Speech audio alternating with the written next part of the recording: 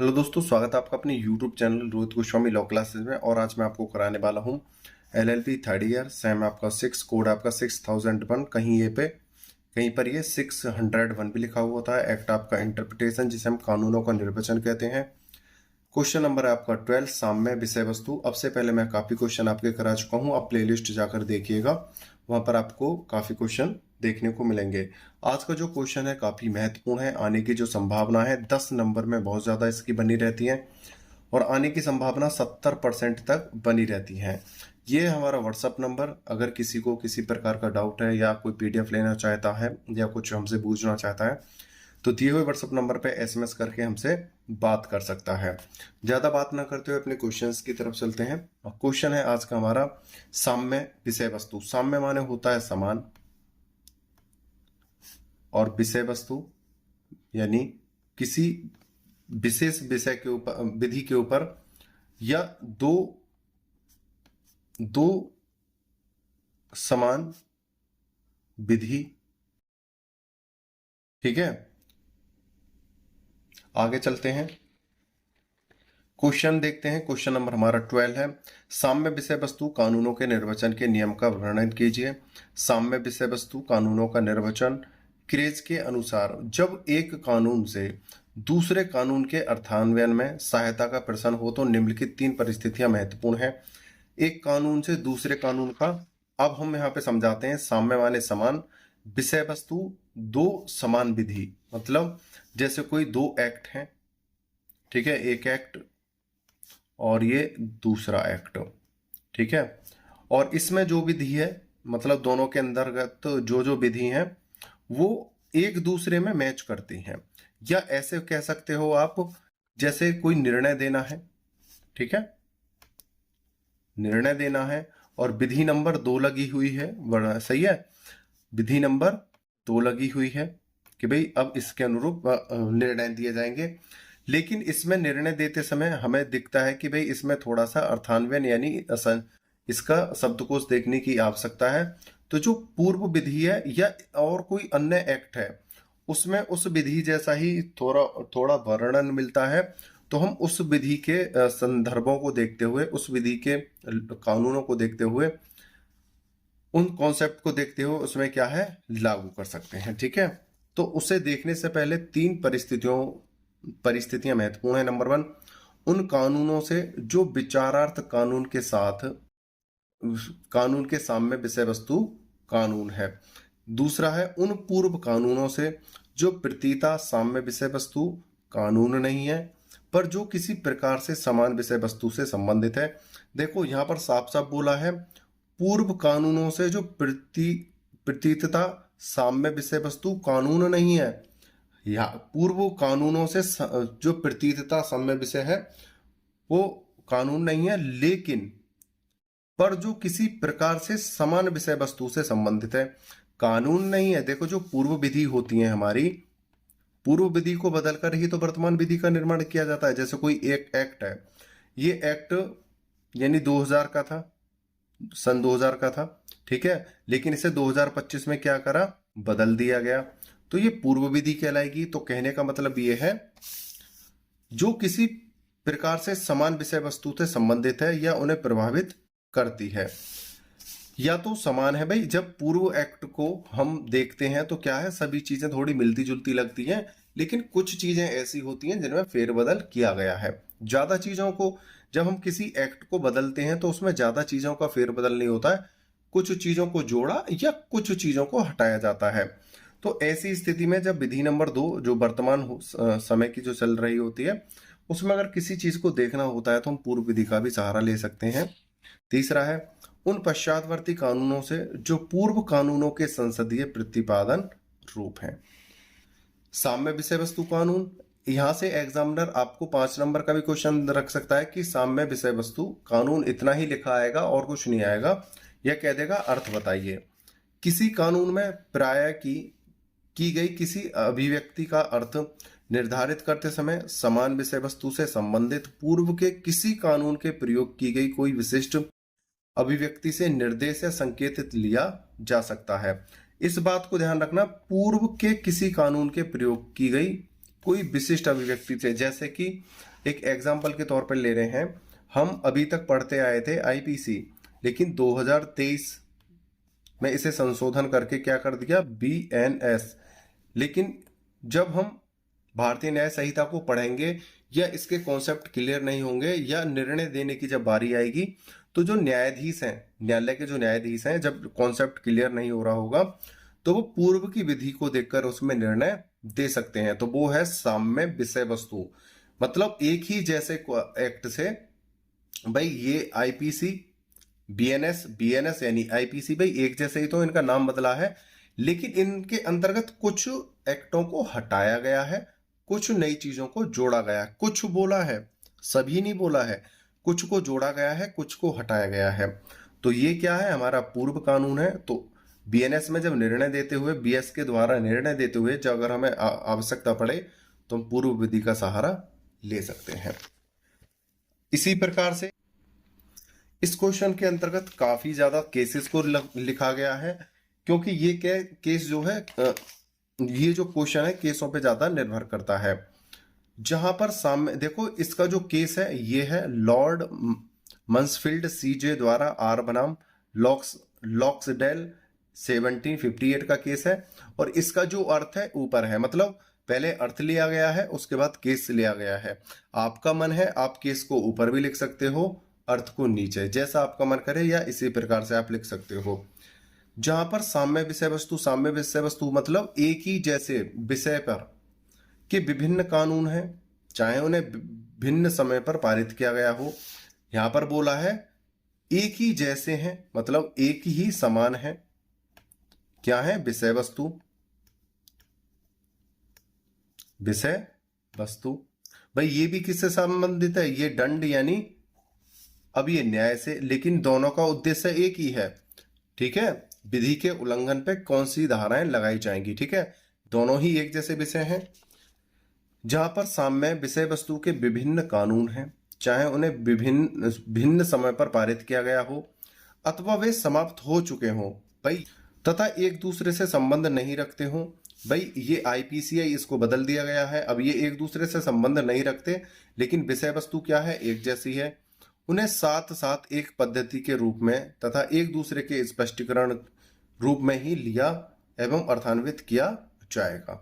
मतलब एक ही जैसा समझा जाएगा, लेकिन इसे बीएनएस को समझने के लिए हम आईपीसी भी देख सकते हैं। आगे चलते हैं। केस नंबर 2 है आर बनाम टिटरटन 1895 का केस है, आर बनाम टिटरटन 1895। और इसका जो अर्थ है यहां पर है ऊपर, परंतु यह अधिक अच्छा समझा गया है कि यदि पूर्व कानूनों का निर्देश तभी लिया जाए जब किसी अभिव्यक्ति के अर्थ में कोई संदिग्धता हो। कानून तब साम्य विषय वस्तु के होते हैं जब वे समान व्यक्ति अथवा वस्तु अथवा वर्ग से विचार करते हों। इतना ही पर्याप्त नहीं है कि वे समरूप विषय वस्तु पर विचार करते हों। इसमें एक्सप्लेन करने वाली कोई बात नहीं है, बहुत ही सिंपल और साधारण शब्दों में लिखा गया है। यहां पर बोला है हम पूर्व विधि के कानूनों को या पूर्व विधि के लॉज को हम तब देख सकते हैं जब वर्तमान का जो हमारा लॉ है उसमें कोई संदिग्धता हो या कोई त्रुटि नजर आती हो या उसमें कुछ अर्थान्वयन में समस्या हो। जैसे हमारा बीएनएस है 2023 का, ठीक है, अब इसको लागू किया जाए और इसको लागू करते समय देखा जाए कि भाई इसमें थोड़ी हमें डाउट है या इसमें त्रुटि सी नजर आ रही है या हमें कॉन्सेप्ट क्लियर नहीं हो पा रहा है, निर्णय देने में दिक्कत आ रही है, तो क्या है यार, एक बार हम पुनः पहले वाले एक्ट को देख लिया जाए। ठीक है, तो यहाँ पर बोला है कानून तब साम्य विषय वस्तु के होते हैं जब वे समान व्यक्ति अथवा वस्तु अथवा वर्ग से विचार करते हो। इतना ही पर्याप्त नहीं है कि वे समरूप विषय वस्तु पर विचार करते हैं। आगे चलते हैं। तीसरा केस है हमारा यूनाइटेड सोसाइटी बनाम ईगल बैंक 1829। और इसका जो केसेस है वो इस प्रकार है। कानून साम्य विषय वस्तु कानून है जो समान व्यक्ति या वस्तुओं या समान वर्ग या व्यक्ति या वस्तुओं से संबंधित है। पार शब्द को सिमिलियस शब्द के रूप में नहीं समझा जाना चाहिए, यह उसके प्रतिकूल रूप में प्रयुक्त किया गया है, जैसा कि अभिव्यक्ति मैजिस पेरेस संट क्राम सिमिलिस में है। जो केवल एक जैसा होना ही नहीं बल्कि पहचान को दर्शाता है। यह एक जैसी अभिव्यक्ति है जो भिन्न भिन्न समय में और समान विषय के संदर्भ में बनाए गए लोक कानूनों का सामान्य कानूनों को लागू होती है। सामान्य कानूनों में लागू होती है। यहाँ पर मैं कर लेना, में लागू होती है। यहाँ पर ना एक पॉइंट क्लियर करा है, उस चीज को और दोबारा से देखना। साम्य विषय वस्तु वह कानून है जो समान व्यक्तियों पर लागू होता है, जो एक जैसे व्यक्ति होते हैं, एक जैसी वस्तुओं पर, एक जैसे समान वर्ग पर या व्यक्ति या वस्तुओं के से संबंधित है, जो एक जैसे ही हैं। पार शब्द को सिमिलियस शब्द के रूप में नहीं लिया जाना चाहिए। आगे चलते हैं। ये जो केस था बहुत ही सिंपल साधारण शब्दों में लिखा हुआ था, इसको बता दिया गया है और आप इसे एक बार पुनः देख लीजिएगा। बस इसमें क्या है, इसे याद करना है। इसमें एक्सप्लेन करने वाली जैसी कोई ज्यादा कठिन चीज नहीं है, ठीक है। यहाँ पर 3 केसेस हैं, 3 में से आप कोई भी एक केस आप अपने पेपर में लिख सकते हो, ठीक है। आगे चलते हैं। ये सिर्फ आपको समझाने का प्रयास था, आगे देखेंगे।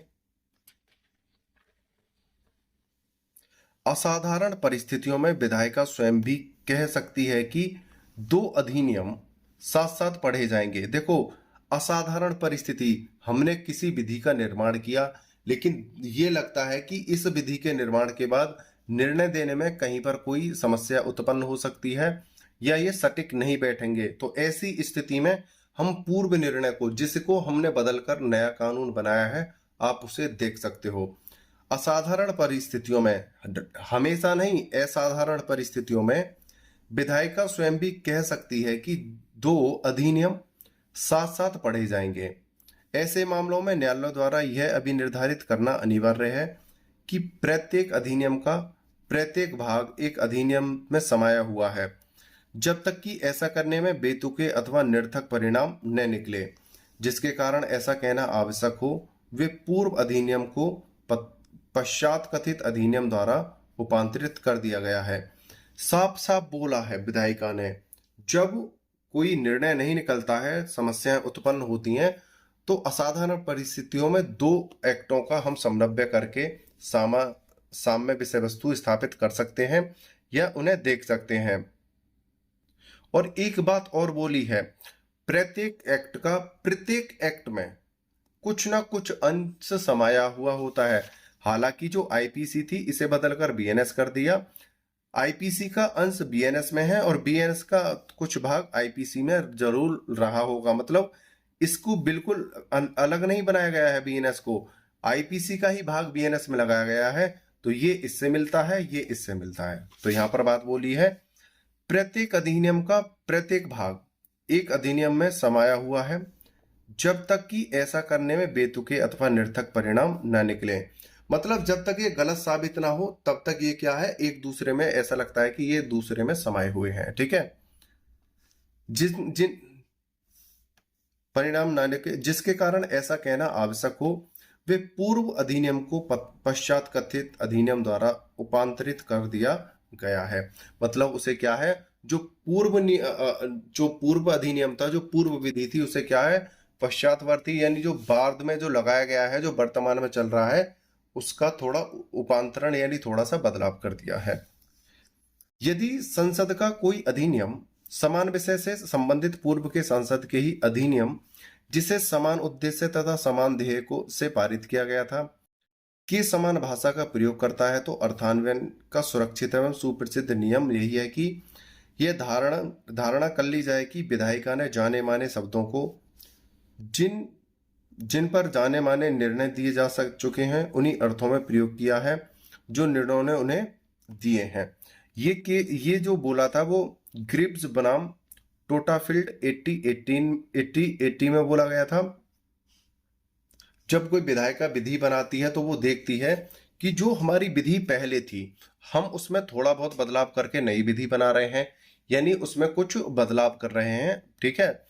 लेकिन जब निर्णय देने की बात आती है तो हमें क्या लगता है कि भाई जो निर्णय हम यहाँ देने जा रहे हैं, इसी प्रकार के निर्णय तो पूर्व विधि में दिए गए थे, तो उसमें क्या है, समन्वय स्थापित किया होता है और यहाँ पर क्या कहा जाता है कि विधायिका ने विधि बनाते समय खुद जानबूझकर उन पूर्व लॉ को इसमें क्या है समाहित किया है, और इसी के आधार पर हम पूर्व लॉ को वर्तमान समय में भी देख सकते हैं। परंतु यह केवल एक उपधारणा है, नियम नहीं। भाई देखो, ये कोई नियम नहीं है कि जबरदस्ती नहीं है कि आप पूर्व विधि के आधार पर निर्णय दोगे, लेकिन जब कहीं त्रुटि हो, समस्या हो या कोई संदिग्धता उत्पन्न होती हो तब ऐसा कर सकते हैं। अतः इस उपधारणा को खंडित भी किया जा सकता है यदि ऐसा करने का उचित आधार हो। जहां किसी कानून को निश्चित किए जाने के पश्चात लगभग संपूर्ण रूप में ही पुनः अधिनियमित किया गया हो, तो यह अवधारणा है कि निश्चित किए गए अधिनियम के अंतर्गत दिए गए न्यायिक निर्णयों का विधायिका के ज्ञान था और इसलिए नए अधिनियम के अंतर्गत भी समान निर्वचन किए जाएंगे। परंतु इससे न्यायालय के द्वारा पूर्व निर्णयों को पलटने की शक्ति पर कोई अंकुश नहीं लगता। यहां पर बोला गया है जब कोई विधायिका नई विधि बनाती है तो पूर्व के जो मतलब जो पूर्व लॉ है उसका पूर्ण रूप से निरसन कर देती है, मतलब उसमें पूर्ण रूप से बदलाव कर देती है। लेकिन जो पूर्व लॉ है जिसमें हम बदलाव कर रहे हैं और नया लॉ लागू कर रहे हैं, तो वहां पर क्या है, जो पूर्व जजमेंट है, जो डिक्री है, उनको देखने के बाद विधायिका जानबूझकर उसमें क्या है निरसन करती है। लेकिन यहाँ पर इतनी छूट दे देते हैं कि हम पूर्व निर्णयों के आधार पर हम निर्णय देख सकते हैं। न्यायिक निर्णयों का विधायिका को ज्ञान था। न्यायिक निर्णय जो उसमें पहले दिए जा चुके हैं विधायिका को ज्ञान था और इसलिए नए अधिनियम के अंतर्गत भी समान निर्वचन किए जाएंगे। उसी प्रकार से भाई निरसन तो किया, बदलाव तो किया, जैसे भाई हमारी आईपीसी को बदलकर बीएनएस कर दिया, लेकिन विधायिका ने क्या करा, जो आईपीसी में जो फैक्ट हैं उन्हीं को इसमें ऐड किया है। कुछ ही पॉइंट ऐसे हैं जहां पे कुछ बदलाव किया है, कुछ को लगाया गया है, कुछ को हटाया गया है, ठीक है। और यहां पर बोला है परंतु इसमें न्यायालय के द्वारा पूर्व निर्णयों को उलटने की शक्ति पर कोई अंकुश नहीं लगता। अब बात क्या है, जो आईपीसी के जरिए से जो निर्णय दिए गए थे, कोई बात नहीं, निर्णय हो गए। जब हम बीएनएस के द्वारा निर्णय देंगे तो हम ये नहीं कह सकते हैं कि आईपीसी में तो इस प्रकार से निर्णय होता था, आप बीएनएस में तो गलत निर्णय कर रहे हो, तो आप उसे रोक नहीं सकते हो, आप उसे क्या है पलट सकते हो, क्योंकि जैसे ही विधि बदली तो हम निर्णय देने का तरीका भी क्या है बदल देंगे। लेकिन बीएनएस में किसी प्रकार से कोई त्रुटि नजर आती है या कोई समस्या उत्पन्न होती है निर्णय देने में, तो हम इसे देख सकते हैं पूर्व निर्णयों को, ठीक है। आगे चलते हैं।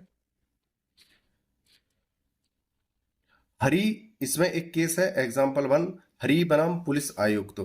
इसमें याची ने कुछ न्यायिक निर्णयों की सहायता से यह साबित करने का प्रयास किया कि बंबई पुलिस अधिनियम की धारा 57 के शब्द संविधान के अनुच्छेद 19(5) आर्टिकल 19(5) के अंतर्गत अनुज्ञेय सीमाओं में नहीं आते। उच्चतम न्यायालय ने निर्णय दिया कि एक अधिनियम के उपबंधों को अन्य अधिनियमों के अंतर्गत दिए गए न्यायिक निर्णयों के संदर्भ में निर्वचित करना उचित नहीं है, विशेषकर जब वह कानून समान विषय वस्तु के नहीं हो। देखो यहां पर जो याची था उसने क्या करा था, बंबई पुलिस अधिनियम, देखो क्या था, बंबई,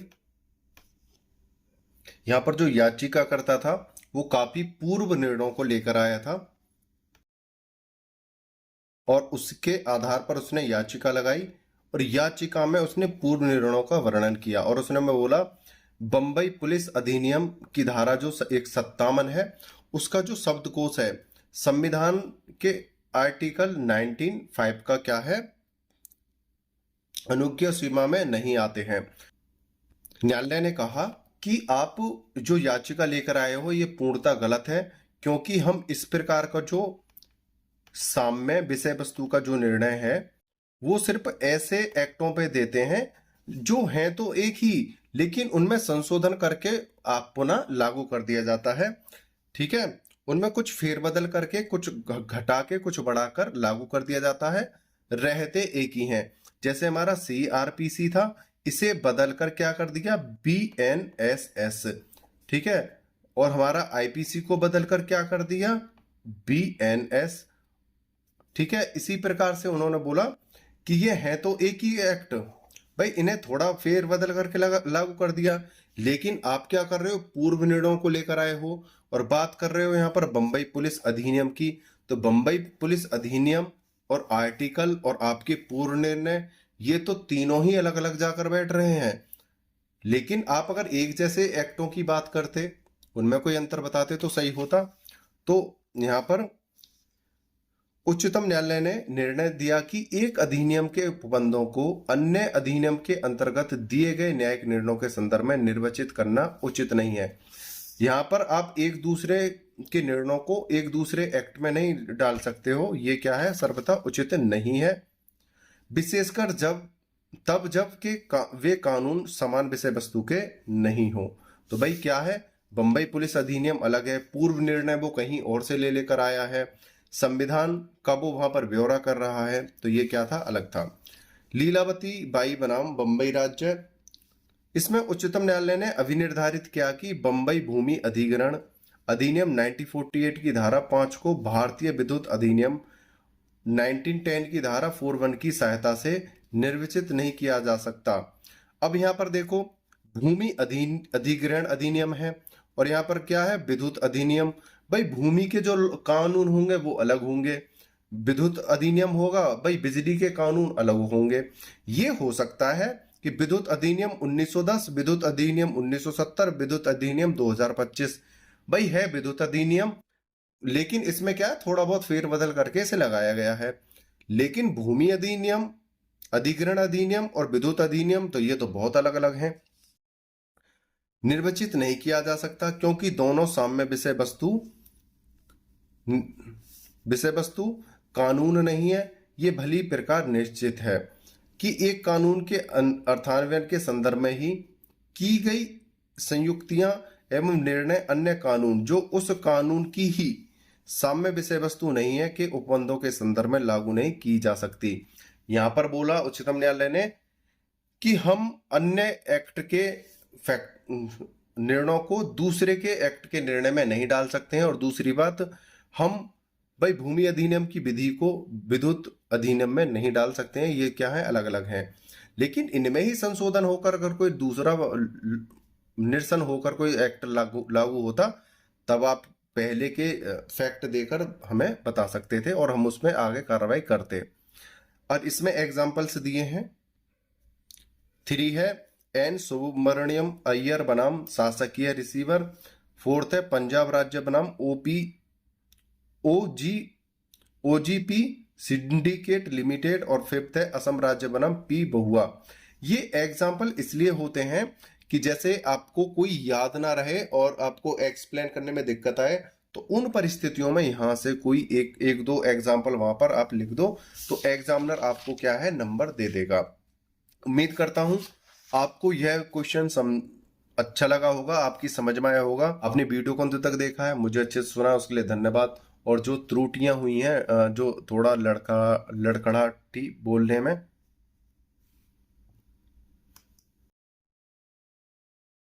जो बोलने में थोड़ी हिचक थी, जो थोड़ी गलतियां हो रही थी छोटी छोटी सी, उसके लिए क्षमा प्रार्थी हूँ। आपने वीडियो को अंत तक देखा, उसके लिए धन्यवाद। टेक केयर, बाय बाय, जय हिंद, जय भारत।